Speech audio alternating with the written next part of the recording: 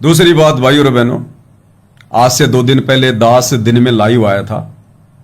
दास ने सभी भगत भाई बहनों से माफी मांगी थी कुछ शब्दों के लिए। गुरुदेव भगवान से भी दास ने सर्वप्रथम क्षमा याचना की थी और उसके बाद काफी बातें हुई थी उसमें कि भाई दास ने एक शब्द बोल दिया था कि भाई परमात्मा का शरीर नहीं है, केवल शब्द रूप है परमात्मा। केवल संतों के कारण परमात्मा देह धारण करता है, अन्यथा कबीर परमेश्वर का कोई शरीर नहीं है।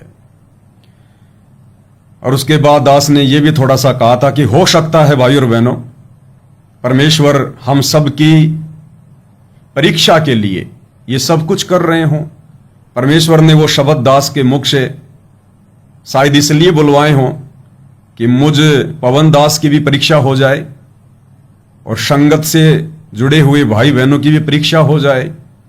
पवन दास की तो परीक्षा ये कि क्या ये पवन दास मान बढ़ाई में तो नहीं आ गया, ये अहंकार में तो नहीं आ गया, कहीं ऐसा तो नहीं है कि ये कोई भी बात बोल जाएगा और अगर इसको कोई कुछ कहेगा कि भगत जी आपने ये गलत बोला है, ये गुरु जी के ज्ञान आधार से ठीक नहीं है, आत्मा स्वीकार नहीं कर रही है, तो ये पवन दास अपनी उस गलती पर माफी मांगेगा या नहीं मांगेगा, अपनी गलती को रियलाइज करेगा या नहीं करेगा, या अहंकार में आकर कि यदि मैं संगत से माफी मांगूंगा तो लोग क्या समझेंगे, भगत भाई बहन क्या समझेंगे, पवन दास को तो ज्ञान ही नहीं है, ये तो कुछ भी बोल जाता है, इसके मन में काल क्या प्रेरणा करेगा। तो दास की भी भाई और बहनों वो परीक्षा थी। और दास तो आप भाई बहनों को पहले कहता आ रहा है भाई और बहनों कि सतगुरु के दरबार में ऐसा कोई एक, इन चारों को छोड़कर वो चाहे पुरुष अलेख। हमें तो केवल परमेश्वर की भूख है, परमात्मा की भूख है। ये मान बढ़ाई तो उन आत्माओं को काल ने शोभा के रूप में दे रखी है जो परमेश्वर के तत्व ज्ञान से अपरिचित होते हैं। गुरुदेव कहते हैं मान बढ़ाई से हैं दूर आजिज के हरि सदा हजूर। जिस भगत में मान बढ़ाई छा जाती है, अहंकार छा जाता है, उससे गुरुदेव सैकड़ों कोस दूरी बना लेते हैं, सैकड़ों कोस। और आजिज के हरि सदा हजूर, आजिज यानी दास भाव वाले भगत के, आधीन भाव वाले भगत के तो परमात्मा हुजूर यानी नौकर की तरह उसके साथ में रहते हैं, उसके पास में रहते हैं। तो इस कलयुग की पिछली पीढ़ी में आकर पूज्य गुरुदेव भगवान ने इतना अनमोल ज्ञान दे दिया, तत्व ज्ञान दे दिया, सृष्टि का सर्वश्रेष्ठ ज्ञान दे दिया। और इस ज्ञान को ग्रहण करने के बाद और विशेषकर साध संगति से जुड़ने के बाद यदि कोई आत्मा अपने अंदर अहंकार को जगह देती है, मान बढ़ाई को जगह देती है, तो भाई और बहनों उसका मोक्ष तो फिर अनंत युगों संभव नहीं है, अनंत युगों। परमेश्वर तो कहते हैं कि मालिक की वाणी है कि जिसने मार आपना आप लिया, यानी परमेश्वर उस आत्मा के ऊपर रजा करते हैं सतलोक की जिसने मार आपना आप लिया। आपना यानी अपना, आप यानी अहंकार घमंड, जिसने अपने अहंकार यानी घमंड को चकनाचूर कर लिया। परमेश्वर उस आत्मा पे दया करते हैं। तो दास को कोई शर्मासर में नहीं है भाई और बहनों। दास तो 2 कोड़ी का जीव है, मिट्टी का पुतला है। हम जीव हैं, कोई अवतार नहीं है, कोई भगवान नहीं है जो हमसे गलतियां नहीं होंगी या गलतियां नहीं हो सकती। और गलती हो जाती है तो माफी मांगने में भला कैसी शर्म। ये काम तो सबसे पहले करना चाहिए, इससे परमात्मा प्रसन्न होता है। और दूसरी तरफ आप भाई बहनों की भी परीक्षा थी कि भाई जैसे ये नादान संगत मेरे परिवार के ऊपर आंख बंद करके भेड़ चाल में चल रही थी, चलने को तो वर्तमान में भी चल ही रही है, 90% संगत भेड़ चाल में चल रही है। लेकिन आप और हम सत्सेवक भाई बहन जो आज साथ संगति से जुड़े हुए हैं, आप और हम भी तो उसी भीड़ का हिस्सा थे, उसी भेड़ चाल में चल रहे थे। परमात्मा ने हमें भी तो उधर से बाहर निकाला है। तो परमात्मा ये चेक करना चाहते थे कि उस भीड़ से बाहर निकलकर ये चंद आत्माएं जो साध संगति से जो जुड़ी हैं, जो साध संगति से जो आत्माएं जो जुड़ी है, ये आत्माएं साध संगति से जुड़कर फिर वापस कहीं कोई अहंकार में, मान बढ़ाई में या देखा देखी में तो नहीं चल रही हैं। इनकी वो आदत छूटी या नहीं छूटी? ये पवन दास की हर बात को आंख बंद करके चल रही हैं या क्या कर रही हैं? तो परमेश्वर ने आप भगत भाई बहनों की भी परीक्षा लेनी थी, परमात्मा ने ले ली। और बहुत सारे भगत भाई बहनों की आत्मा ने तो स्वीकार नहीं किया कि भाई पवन भाई से परमात्मा ने जो बुलवाया है या जो बोला गया है वो गलत हो सकता है या वो गलत होगा। बहुत सारे भगत भाई बहनों की आत्मा ने नहीं माना ज्ञान आधार से, क्योंकि सबसे ऊपर तो ज्ञान आधार ही रहेगा। मैं पवन दास जो मर्जी बोल जाऊं वो थोड़ी मान्य होगा, माने वो होगा जो ज्ञान आधार से होगा। तो दास को भी बड़ा फील हुआ, दास ने माफी भी मांगी भाई बहनों से। लेकिन भाई और बहनों, ये वास्तव में हम सबकी परीक्षा थी। दास से परमात्मा ने जो बुलवाया कि परमात्मा का कोई शरीर नहीं है, ये बिल्कुल सत्य बात है भाई और बहनों। परमेश्वर ने जो बुलवाया बिल्कुल हकीकत बुलवाई, सत्य बुलवाया परमात्मा ने।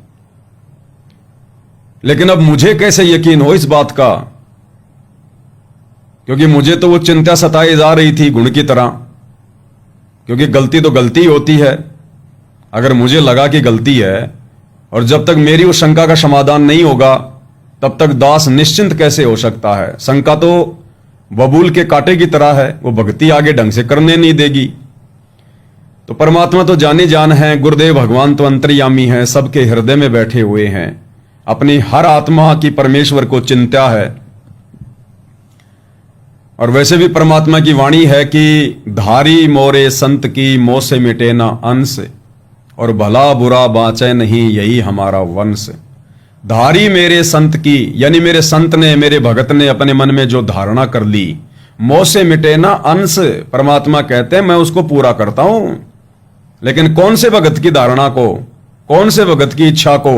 भला बुरा बाँचे नहीं यही हमारा वंश, जिसमें कोई आपसी राग द्वेष ना हो, मनमुटाव ना हो, ईर्ष्या ना हो किसी के प्रति, जिसके मन में कोई छल कपट ना हो, राग द्वेष ना हो, स्वार्थ ना हो। ऐसे भगत की परमात्मा हर इच्छा पूरी करता है। तो दास के मन में थोड़ा थोड़ा चल रहा था कि भाई जो तूने बोला है वो ठीक नहीं बोला, नहीं बोलना चाहिए था। लेकिन आज दोपहर को जब दास व्हाट्सएप देख रहा था तो दास को किसी बहन ने या भाई ने गुरुदेव भगवान का एक पुराना सत्संग भेजा, 1997 का सत्संग, जींद वाला है या रोहतक वाला है। और गुरुदेव भगवान ने दास की शंका का समाधान किया और उस सत्संग में परमात्मा ने क्लियर कर दिया कि परमेश्वर सबसे पहले कहां रहते थे, कहां थे परमेश्वर? अकेले रहते थे अनामी लोक में, और अनामी लोक में वो परमात्मा निराकार रूप में रहता है। निराकार, वहां परमेश्वर का कोई आकार नहीं है, क्योंकि उनका असली जो रूप है वो शब्द रूप है। हम भाई बहन नित्य नियम में भी पढ़ते हैं लास्ट की वाणियों में, जिसमें परमात्मा कहते हैं शब्द निवास आकाश वाणी यो सत गुरु का रूप है। चंद सूरज पवन न पानी न जा छाया धूप है। शब्द निवास, वो परमेश्वर शब्द में रहता है क्योंकि उसका शब्द रूप है। शरीर रूप नहीं है परमेश्वर का, शब्द रूप है। शरीर तो परमेश्वर ने बाद में धारण किया, शतलोक में आकर परमेश्वर ने शरीर धारण किया। परमेश्वर शतलोक में आकर आकार में आए, अनामी लोक में परमेश्वर आकार में नहीं रहते, परमेश्वर शरीर में नहीं रहते, वहां परमेश्वर अपने ओरिजिनल शब्द रूप में रहते हैं। अब आप और हम क्या जाने भाई और बहनों शब्द रूप क्या है? वो तो परमेश्वर है, उनके बारे में कोई इतना जान जाएगा तो वो ना फिर वो परमेश्वर हो जाएगा। तो वाणियां ही काफी हैं कि शब्द निवास और आकाशवाणी यो सतगुरु का रूप है। और उस सत्संग में गुरुदेव ने बताया, उसके बाद परमात्मा ने नीचे के 3 लोकों की रचना की और फिर शतलोक में परमेश्वर ने रूप धारण किया, आकार में आए परमात्मा। पहले हम पूज्य गुरुदेव भगवान के मुख कमल से सुनते हैं कि गुरुदेव भगवान ने क्या कहा है। ध्यान से सुनना भाई और बहनों। सतलोक में सबसे पहले सतपुरुष ने अपने अनामी लोक पे आके, सतलोक से ऊपर और लोक है, 3 लोक और हैं। एक अलख लोक है, एक अगम लोक है, एक अनामी लोक है। अनामी लोक में जहां पर वो पूर्ण परमात्मा निराकार रूप में रहता है, अनामी लोक में जहां पर वो पूर्ण परमात्मा निराकार रूप में रहता है, निराकार अनामी लोक में जहां पर वो पूर्ण परमात्मा निराकार रूप में रहता है, और सतलोक में वो आकार में आता है। जैसे निरंजन अपने लोक में वही नकल निरंजन है कि अपने निरंजन लोक में आकार में है और मर्त मंडल में यहां निराकार शक्ति इसकी काम करती है, उसमें उल्ट कर रखा है। तो सतलोक में आके सतपुरुष ने एक कमल के फूल पर, कमल का फूल बिना पानी के वैसे अपनी शक्ति से ऐसे बनाया, उसके ऊपर सफेद कमल के फूल पर स्वयं सतपुरुष आकार में आ गया। उनकी इतनी चमक है कि एक रूम में इतनी चमक निकलती है जैसे करोड़ों सूर्य और करोड़ों चांद मिला दे, और दोनों की रोशनी मिलकर जो चमक देने पर गर्मी ना हो, इतनी झलक उस बंदी छोड़ भगवान सतपुरुष के एक रूम में तो निकल रही है। तो भाई और बहनों, जैसा कि दास बार बार बोलता है कि भाई मैं पवन दास अपनी तरफ से कुछ नहीं बोलता, विशेषकर जब मैं लाइव आता हूं परमेश्वर के आशीर्वाद से, उस समय तो मैं अपनी तरफ से कुछ नहीं बोलता, वो मेरे शब्द नहीं होते हैं, ना मेरा कोई शवारत होता है, ना मुझे कोई साधु संत बनना है। कौन सा साधु संत? चेले बनाने वाला। ना मैंने कोई आश्रम खोलना है, ना मेरे अंदर किसी प्रकार का कोई शवारत है, ना कोई मान बढ़ाई है। देखो वैसे तो हम सब जीव हैं, 5 विकार हम सब के अंदर हैं, लेकिन वो फिर परमात्मा के आशीर्वाद के ऊपर निर्भर है, भगत की भक्ति और श्रद्धा पे निर्भर है। परमेश्वर 5 विकारों को निष्क्रिय कर देते हैं, न्यूट्रल कर देते हैं। 5 विकार तो रहेंगे जब तक हमें इस जीव आत्मा के ऊपर जितने काल ने शरीर चढ़ा रखे हैं, जब तक ये 5 शरीर नहीं उतर जाएंगे, स्थूल, सूक्ष्म, कारण, महाकारण और कैवल्य, और ये सारे उतरेंगे जब सतलोक चले जाएंगे। वहां परमेश्वर मानसरोवर में हमारे को स्नान करवाएंगे, वहां हम शुद्ध आत्मा रूप में आ जाएंगे। तो तब तक तो भाई और बहनों थोड़े बहुते रहेंगे, लेकिन भगत की श्रद्धा, भक्ति, समर्पण के ऊपर है। फिर ये उस भगत को परेशान नहीं कर सकते, उसको नुकसान नहीं पहुंचा सकते। तो दास बार बार यही कहता कि भाई परमात्मा प्रेरणा करके बुलवाते हैं। मेरे पास में भी उनके कोई सबूत नहीं होते, कोई प्रमाण नहीं होते बहुत सारी चीजों के, लेकिन परमात्मा ने बुलवाना है। परमात्मा ने दास को यंत्र बना रखा है। अब यंत्र की क्या औकात कि भगवान बुलवाना चाहे तो यंत्र ना बोले। जैसे हम अपने घर पर एक रेडियो ले आते हैं, एक टेप रिकॉर्डर ले आए और उसमें हमने सीडी डाल दी, कैसेट डाल दी। अब उस टेप रिकॉर्डर की कोई औकात नहीं है, वो तो निर्जीव वस्तु, एक यंत्र है। अब उसका मालिक, उसका स्वामी उसको जब चाहे चलाएगा, जब चाहे रोकेगा। उस रेडियो की कोई औकात नहीं है, वो तो अधीन है, वो तो एक यंत्र है। उसका मालिक रागनी सुनना चाहेगा तो वो रागनी गाएगा, भजन सुनना चाहेगा तो वो भजन गाएगा, वो अपनी तरफ से कुछ नहीं कर सकता। तो इसी प्रकार दास को अगर परमेश्वर ने खड़ा किया है सेवा के लिए, तो भाई और बहनों परमात्मा ही बुलवाते हैं। और आप सबको पता है उसके कुछ समय बाद में परमात्मा उसका प्रमाण भी दे देते हैं। तो दास के पास ये सत्संग नहीं था। सत्संग तो दास ने ये सारे सुने हुए हैं, लेकिन हर बार सुनते समय थोड़ा ना कोई सारी चीजें हमारी को याद हो जाती हैं, ध्यान में आ जाती हैं। वो तो गुरुदेव भगवान जिस पॉइंट पे ध्यान लगवाना चाहेंगे उसी पॉइंट पे ध्यान लगेगा। तो आज दिन में किसी भगत भाई ने मुझे व्हाट्सएप पे ये मैसेज भेजा, दास ने सुना, परमेश्वर ने दास की शंका का समाधान किया। इसके लिए दास गुरुदेव भगवान का अनंत कोटि दंडवत धन्यवाद करता है मालिक का। और ये विश्वास दिलाया गुरुदेव भगवान ने कि भाई सात संगति में जो बातें बोली जाती हैं वो मनमुखी रूप से नहीं कही जाती हैं, सतगुरुदेव भगवान ही आशीर्वाद देकर बुलवाते हैं। अन्यथा भाई और बहनों, दास को परमात्मा खड़ा ना करते।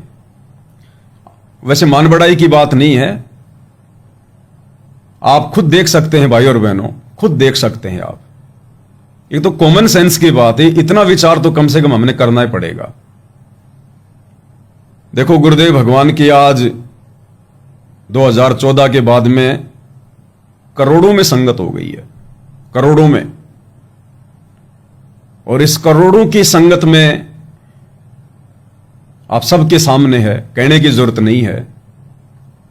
यदि उनके तत्व ज्ञान के ऊपर विशेष कोई ज्ञान चर्चा या शंका समाधान या गुरु महिमा केवल परमेश्वर ने इस दास से ही क्यों करवाई? मेरे से तो पहले बहुत भगत भाई बहन जुड़े हुए हैं, बड़े बड़े भगत हैं, परम भगत हैं, जो बचपन से ही गुरुदेव भगवान से जुड़े हुए हैं, आश्रम में उनके साथ में रहते हैं। उन आत्माओं पर भी ये दया नहीं है। वे आत्माएं भी भगत भाई बहनों के बीच में बैठकर 4-4 घंटे 3-3 घंटे गुरुदेव भगवान की कोई ज्ञान चर्चा नहीं करते, उनकी कोई महिमा नहीं करते। उनसे कोई सवाल जवाब करता है तो वो जवाब नहीं देते। आप देख लो इन सतलोक आश्रम के नंबरों पर, आप फोन करो कभी, आपके मन में कोई शंका है, आप अपनी शंका का समाधान पूछो कि भगत जी हमें यह शंका है, ज्ञान आधार से इसका जवाब दो।